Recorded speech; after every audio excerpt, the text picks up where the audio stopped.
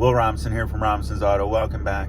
I'm on my way to go check out a car for a customer with the complaint that the vehicle will start, but it will not go into drive nor reverse. Hopefully it's a quick diag. This could go either direction, but I figured I'd take you guys along with me. Let's go check it out. It's gonna take me about 3 minutes to get there, but I just got done talking with the customer, and it sounds as though they were in Philadelphia with the car and it acted up once there, and they got some assistance and they were able to make it back. They're not sure what was done to the vehicle, but it gives me a little bit of hope that maybe this is something not too major. I believe this is it. It's a GMC. All right, guys, we got ourselves a GMC Yukon XL 2011. We got here. All right, not starting. Oh, it's in reverse. That's not good. As you see, the Prindle is not moving with the shifter. Car will not start because it is not in park. Let's crawl underneath this thing. I have a feeling what's going on. Let's set the parking brake. All right, you see the vehicle wants to roll backwards, so I'm gonna chuck the wheels. Better safe than sorry. All right, I'll try and get you underneath here with me. Sometimes easier said than done. What the heck do we got going on here? What is that?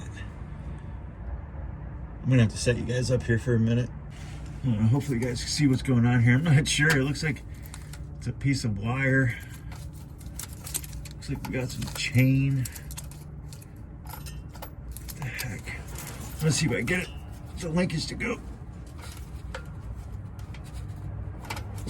I should be able to get it to go in reverse. It feels like it's hung up on the side. Yeah, something's so tangled up in here. Oh, there you go.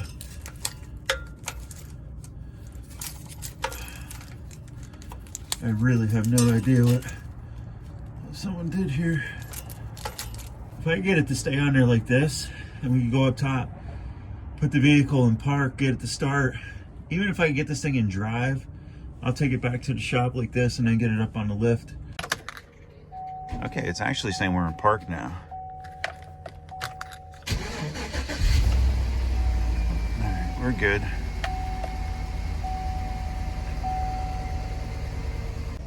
All right, out of curiosity, I'm hoping. Woo-wee! We're able to get it in the drive. All right, guys. I'm gonna pull the trucks out and we're gonna drive it to the shop and get it up on the lift. All right, guys, we made it back to the shop.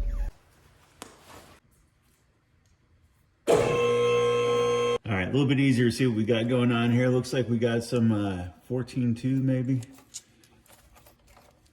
Some chain. Don't want to beat up on them too bad because I'm not sure what the objective was, if it was just to get him back home. However, it's here now. We're gonna have to see if we could make a more permanent fix for this guy. I'm not sure if I could just simply untangle this.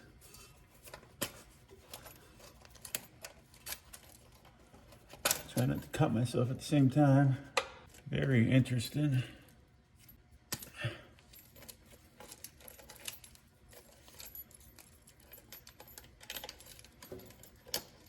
All right. I don't know, guys, should I put it on eBay? Marketplace? All right, let's see if I can get a bushing for this because it doesn't look like the housing's broken.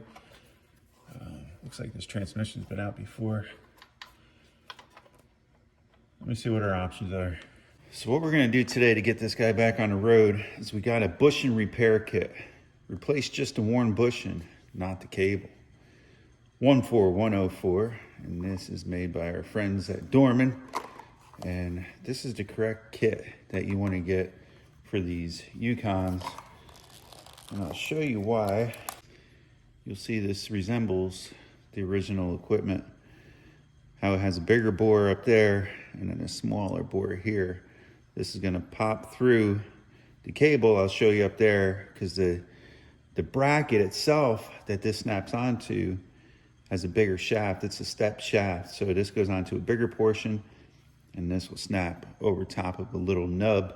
Now that we're taking a closer look, you'll see what I'm referring to with the step shaft and a smaller nub. The bushing is stepped as well. So when you put it on there, it's gonna pop over the nub. However, the larger portion will go over top of that step shaft. We wanna take and clean this up. As you can see, there's a little bit of rust buildup underneath it. I'm gonna take a piece of emery cloth or something. All right, next we're gonna try to put this bushing through. See if we can do it by hand.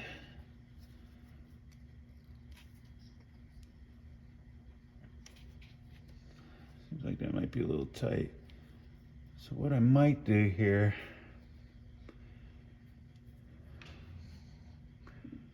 see if I can put this bushing through. I'm gonna try going this way. Looks like you should go the other way, but I'm gonna try it once like this. If it doesn't work, then I'll push it through with something.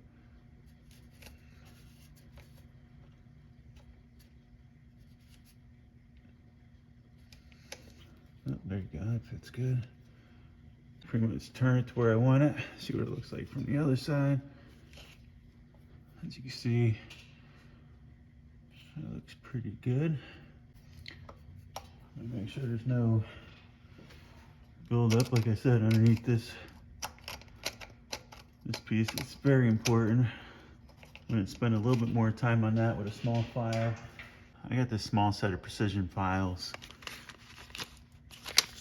What I want to do is make sure there's no rust, because this is where that rubber has to lock in.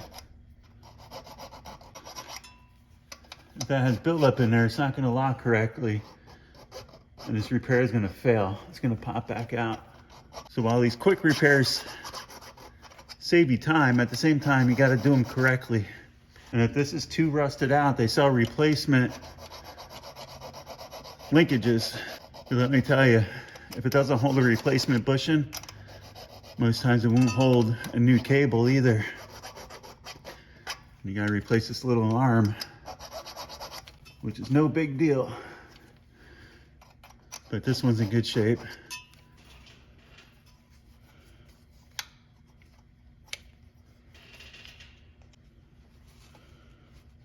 Wipe it back out. I know it seems redundant, but it's a small film. At the same time, you don't want it too slippery. All right, at this point, let's see if we could pop this on. Make sure she fits good. Make sure she pushed back all the way.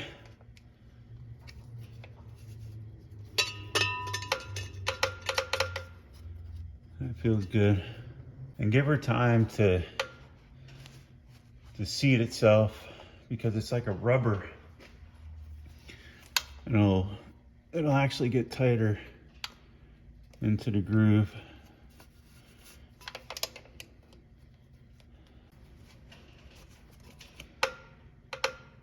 There you go. See, now you know it's in there good. I cannot pull it back off too easily. That's the secret, guys. You got to make sure it's in there and in there good. And I can only speak of the failures I had when doing bushing repairs like this.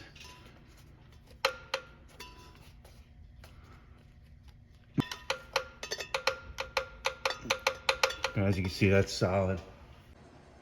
All right.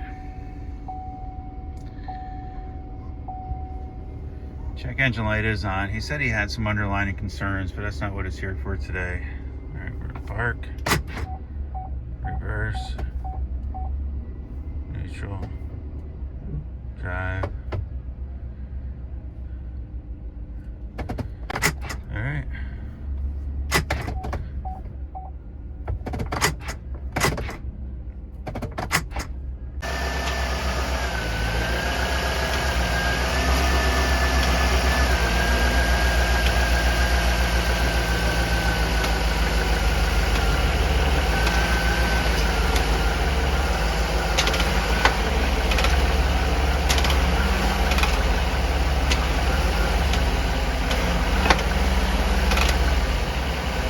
Well, I'm not too sure what to make of this. It's the first for me. I think that's, what's that, 14.2, 2 conductors with the ground, some chain.